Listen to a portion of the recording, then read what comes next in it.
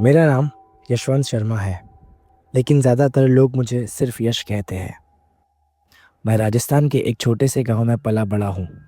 वो गांव जहाँ सुबह सूरज के साथ खेत जागते हैं और रात होते ही पूरा इलाका इतना शांत हो जाता है कि दूर से आती ट्रेन की आवाज़ भी साफ सुनाई देती है। लेकिन जब मैं 7वीं कक्षा में था, तब मेरी ज़िंदगी अचानक बदल गई। एक ही साल में मैंने अपने आई और बाबा दोनों को खो दिया। उस उम्र में इंसान समझ ही नहीं पाता कि उसके साथ क्या हुआ है। मेरे चाचा ने मुझे अपने पास रख लिया। उन्होंने कभी मुझे ये महसूस नहीं होने दिया कि मैं अकेला हूँ।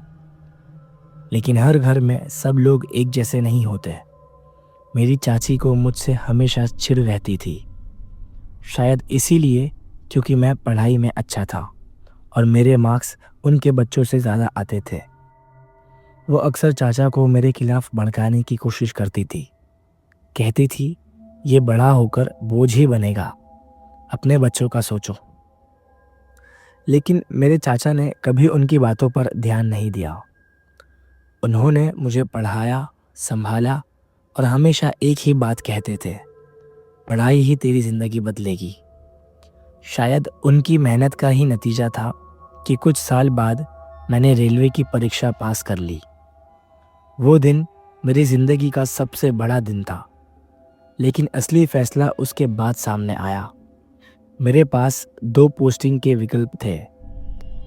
एक मेरे ही गांव के पास वाले छोटे रेलवे स्टेशन पर और दूसरा पुणे। दिल तो यही चाहता था कि मैं गांव में ही रहूं चाचा के पास।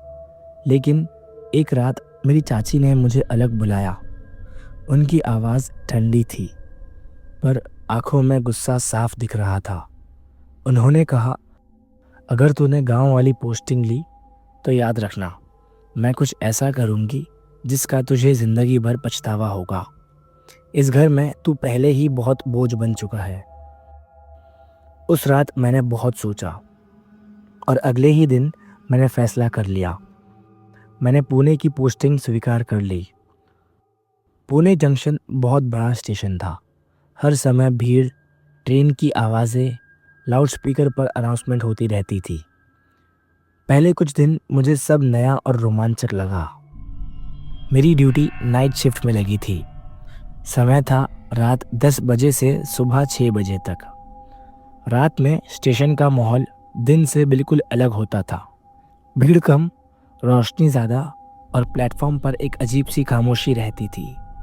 स्टेशन पर टोटल 6 प्लेटफॉर्म थे, पर प्लेटफॉर्म 6 बंद पड़ा था। वहाँ कोई मरम्मत का काम चल रहा था। पहले कुछ दिन सब सामान्य था। फिर कुछ दिन बाद मैंने कुछ अजीब नोटिस किया। हर रात 3 बजे के करीब ट्रेन के हॉर्न की एक आवाज़ आती थी।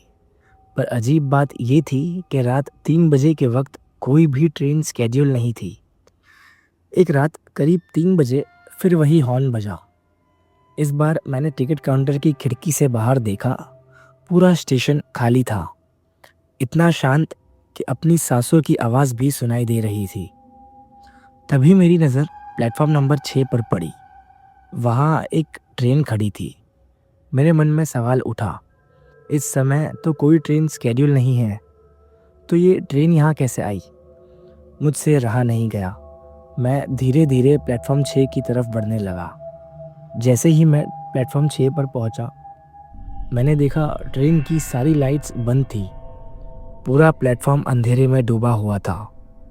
सिर्फ मेरी टॉर्च की पतली सी रोशनी उस लोहे की ट्रेन पर पड़ रही थी। मैं धीरे धीरे आगे बढ़ा।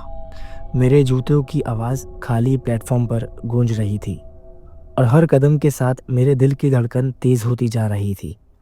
मैंने टॉर्च उठाकर इंजन की तरफ रोशनी डाली। ड्राइवर के कैबिन का दरवाज़ा आधा खुला हुआ था। हवा बिल्कुल नहीं चल रही थी। फिर भी दरवाज़ा हल्का हल्का हिल रहा था। मैं कुछ सेकंड वहीं खड़ा रहा।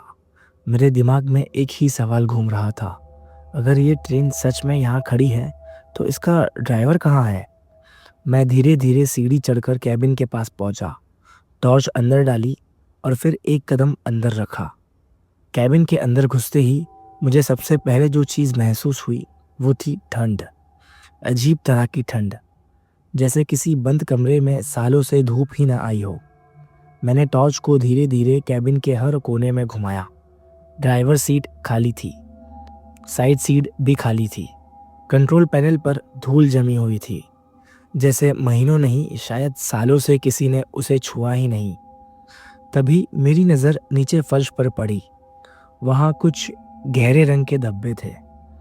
पहले मुझे लगा शायद तेल के निशान होंगे, लेकिन जब मैंने टॉर्च करीब की तो मेरी रीढ़ में सिहरन दौड़ गई। वो सूखे खून जैसे निशान थे, बहुत पुराने, इतने पुराने कि उनका रंग काला पड़ चुका था। मैंने घबरा कर नज़र हटा ली। तभी मेरी नज़र साइड में पड़ी एक पुरानी लॉगबुक पर गई। उसका कवर फटा हुआ था, पन्ने पीले पड़ चुके थे, जैसे किसी ने उसे सालों से खोला ही ना हो। मैंने धीरे से उसे उठाया। धूल उड़कर हवा में फैल गई। मैंने पन्ने पलटे। आखिरी एंट्री 14 मार्च 1987 की थी। मैंने टॉर्च की रोशनी ठीक की और पढ़ा, ट्रेन नंबर 0000, प्लेटफॉर्म 6 से रवाना, समय 3:05। मैं कुछ सेकंड उस पन्ने को देखता रहा। Train number 00? ऐसा कोई नंबर भारतीय रेलवे में होता ही नहीं है। मेरे हाथ हल्के हल्के कांपने लगे। मैंने लॉग बुक वापस रख दी और तभी मुझे ट्रेन के अंदर से एक आवाज़ सुनाई दी, इतनी धीमी कि मुझे लगा शायद मैंने गलत सुना। फिर वो आवाज़ दोबारा आई, इस बार थोड़ी साफ। वो एक बच्चे के रोने की आवाज़ थी, टूटी हुई, जैसे कोई बहुत देर से रो रहा हो। मैं एकदम स्थिर खड़ा रह गया। मेरे दिमाग में बस एक ही सवाल था, अगर ये ट्रेन खाली है तो रो कौन रहा है? आवाज़ ट्रेन के डिब्बों की तरफ से आ रही थी। मैं धीरे धीरे कैबिन से बाहर निकला। मेरे कदम अब पहले से भी ज़्यादा धीमे थे। मैंने टॉर्च उठाई और पहले कोच की तरफ बढ़ा। दरवाज़ा आधा खुला था। मैंने उसे धीरे से धक्का दिया। दरवाज़ा चरमराया। अंदर पूरा अंधेरा था। मैंने टॉर्च अंदर डाली। पहले कुछ भी साफ नहीं दिखा। फिर रोशनी सीटों पर पड़ी और तभी मुझे सामने कुछ सफ़ेद सा दिखा, जैसे कोई कपड़ा लटक रहा हो। मैं धीरे धीरे आगे बढ़ा। मेरे हर कदम के साथ वो बच्चों की रोने की आवाज़ थोड़ी और साफ होती जा रही थी। अब वो रोना नहीं, कुछ और लग रहा था, जैसे रोने और हंसने की आवाज़ एक साथ मिल गई हो। मैं उस सफ़ेद चीज़ के पास पहुंचा और जब टॉर्च की रोशनी उस पर पड़ी, मेरी सांस अटक गई। वो एक पुरानी साड़ी का पल्लू था, पीली साड़ी, लाल बॉर्डर के साथ, और उस पर छोटे छोटे काले हाथों के निशान, जैसे किसी बच्चे ने डर के मारे उसे बहुत ज़ोर से पकड़ा हो। मैं उसे ध्यान से देख ही रहा था कि तभी मेरे कान के बिल्कुल पास किसी की ठंडी सांस महसूस हुई और एक औरत की आवाज़ आई, तू यहाँ क्यों आया यश? उसने मेरा नाम लिया। मेरा दिल एक पल के लिए रुक गया और जब मैं धीरे धीरे मुड़ा तो मेरे सामने वो औरत खड़ी थी, पीली साड़ी, लाल बॉर्डर वाली, लेकिन उसके पैर ज़मीन को छू नहीं रहे थे।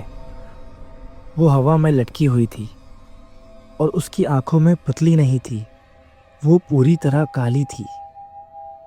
उसने मुझसे कहा, तेरी आई और तेरे बाबा तेरा इंतजार कर रहे हैं, चल मेरे साथ।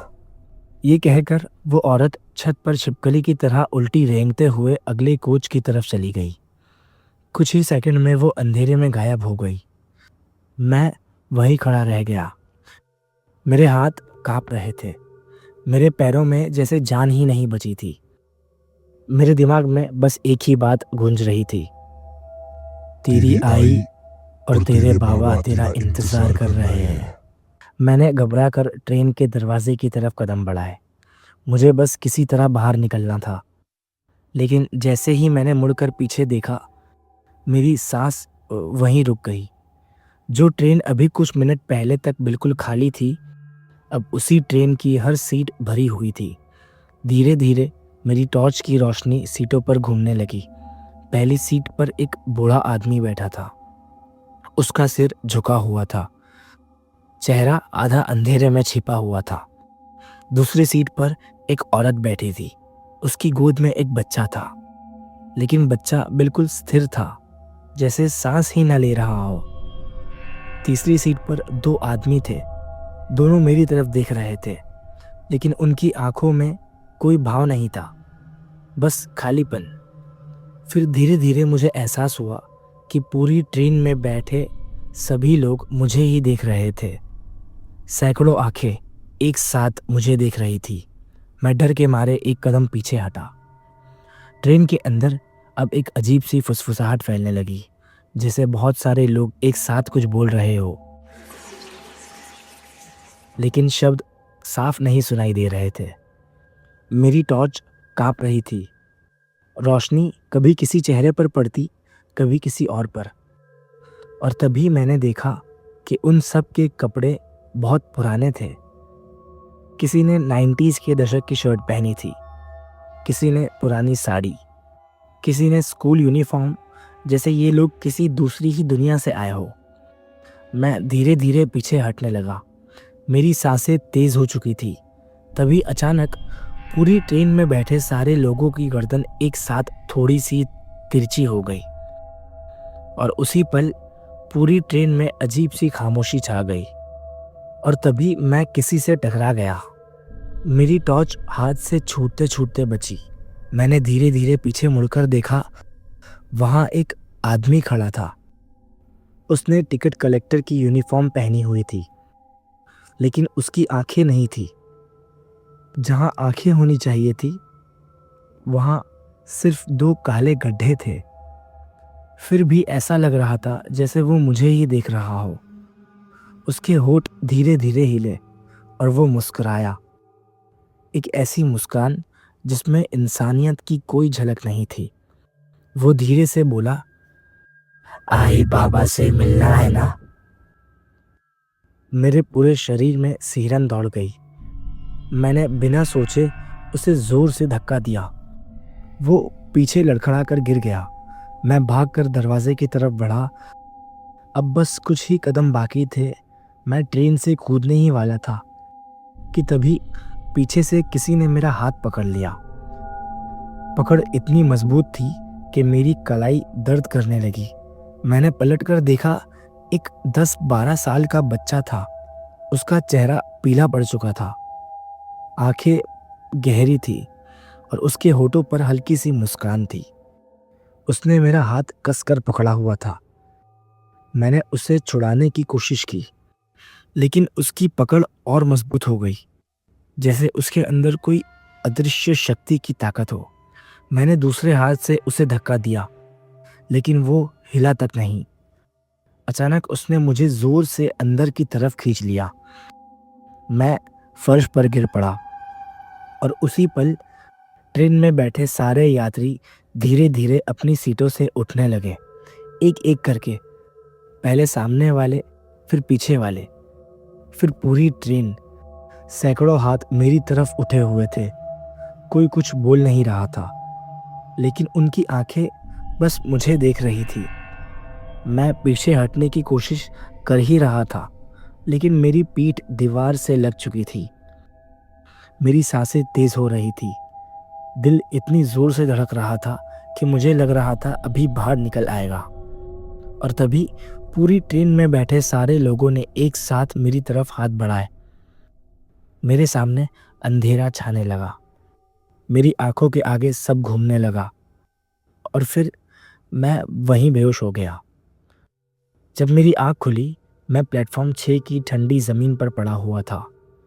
सुबह की हल्की धूप स्टेशन की टूटी हुई छत के बीच से होकर सीधे मेरे चेहरे पर पड़ रही थी। कुछ सेकंड तक मुझे समझ ही नहीं आया कि मैं वहाँ कैसे पहुँचा। मेरा सिर बुरी तरह घूम रहा था, जैसे पूरी रात किसी ने मेरे दिमाग को मरोड़ कर रख दिया हो। मैं लड़खड़ाते हुए उठा और दौड़ते हुए प्लेटफॉर्म 1 की तरफ चल पड़ा। स्टेशन अब जाग चुका था। लाउडस्पीकर पर अनाउंसमेंट अब सुनाई दे रहे थे। सब कुछ बिल्कुल सामान्य लग रहा था, जैसे रात को यहाँ कुछ हुआ ही ना हो। मैं अपने डेस्क पर पहुंचा और घड़ी की तरफ देखा। सुबह के ठीक 6 बजे थे। करीब 7 बजे जब मेरे सीनियर ऑफिसर आए तो मैंने उन्हें रात की पूरी घटना बता दी, लेकिन उन्होंने मेरी बात सुनकर सिर्फ इतना कहा कि नाइट शिफ्ट में ऐसा होता है और ये बस एक बुरा सपना था। मैं चुप हो गया, लेकिन मुझे पता था वो सपना नहीं था। उस रात जब मैं अपने कमरे पर पहुंचा तो मैंने अपने हाथों को ध्यान से देखा। मेरी कलाई पर उंगलियों के 5 गहरे निशान बने हुए थे, बिल्कुल वैसे ही जैसे उस बच्चे ने मेरा हाथ पकड़ा था। अगले दिन मैंने अपने सीनियर को वो निशान दिखाने का फैसला किया, लेकिन जब मैंने अपनी कलाई देखी तो वो निशान पूरी तरह गायब हो चुके थे, जैसे वहाँ कभी कुछ था ही नहीं। अब मेरे दिमाग में सिर्फ एक सवाल घूम रहा था, मेरे साथ ये सब हुआ क्या था और क्यों? स्टेशन पर काम करने वाला एक आदमी था जो वहाँ करीब 40 साल से काम कर रहा था। सब उसे काका कहते थे। वो पहले रेलवे हॉस्पिटल में वार्ड बॉय था, फिर बाद में स्टेशन पर काम करने लगा। उस दिन पता नहीं क्यों मुझे लगा कि शायद वही मुझे सच बताएगा। मैंने उसे प्लेटफॉर्म के कोने में बैठा देखा। मैं उसके पास गया और पूरी घटना उसे बता दी। वो मेरी बात सुनता रहा, लेकिन जैसे जैसे मैं बोलता गया उसके चेहरे का रंग बदलता गया। कुछ देर तक वो चुप बैठा रहा, फिर धीरे से बोला, तुम्हें ये बात शायद किसी ने नहीं बताई होगी, लेकिन करीब 29 साल पहले 1997 में इसी प्लेटफॉर्म 6 पर एक भयानक हादसा हुआ था। उसकी आवाज़ धीमी हो गई। रात के समय सिग्नल की गलती की वजह से 2 ट्रेनें आमने सामने टकरा गई थी। टक्कर इतनी भयानक थी कि कई डिब्बे एक दूसरे के ऊपर चढ़ गए थे। उस हादसे में करीब 200 से 250 लोगों की मौत हो गई थी। मेरे हाथ ठंडे पड़ने लगे। काका आगे बोले, उसके बाद से स्टेशन पर अजीब अजीब घटनाएं होने लगी। लोग कहते हैं कि रात में प्लेटफॉर्म 6 पर कभी कभी ट्रेन की आवाज़ सुनाई देती है, लेकिन वहाँ कोई ट्रेन नहीं होती। इसी वजह से रेलवे ने रात की सारी ट्रेनें दिन में शिफ्ट कर दी और प्लेटफॉर्म 6 को बंद कर दिया गया। मैं कुछ बोल ही नहीं पा रहा था। काका ने मेरी तरफ देखा और फिर धीरे से कहा, और एक बात और, तुम्हारे आने से कुछ दिन पहले वही प्लेटफॉर्म 6 पर मरम्मत का काम चल रहा था। काम के दौरान छत का एक स्लैब क्लीनर के सर पर गिर गया और क्लीनर की वहीं मौत हो गई। स्टेशन के लाउडस्पीकर पर अचानक एक तेज़ अनाउंसमेंट गूंजी। मैंने पीछे मुड़कर प्लेटफॉर्म 6 की तरफ देखा। दिन की रोशनी में भी वो जगह अजीब तरह से खाली लग रही थी, जैसे वहाँ कुछ है जो दिखाई नहीं देता। उस दिन के बाद मैंने कभी भी रात के 3 बजे प्लेटफॉर्म 6 की तरफ देखने की हिम्मत नहीं की। लेकिन आज भी कभी कभी रात की ड्यूटी के दौरान ठीक 3 बजे मुझे दूर से एक ट्रेन की हॉर्न की आवाज़ सुनाई देती है, और उस हॉर्न के बाद कुछ सेकंड के लिए पूरा स्टेशन बिल्कुल शांत हो जाता है। इतना शांत कि ऐसा लगता है जैसे किसी खाली ट्रेन के अंदर सैकड़ों लोग एक साथ मुझे आवाज़ दे रहे हो, आई बाबा से मिलना है ना।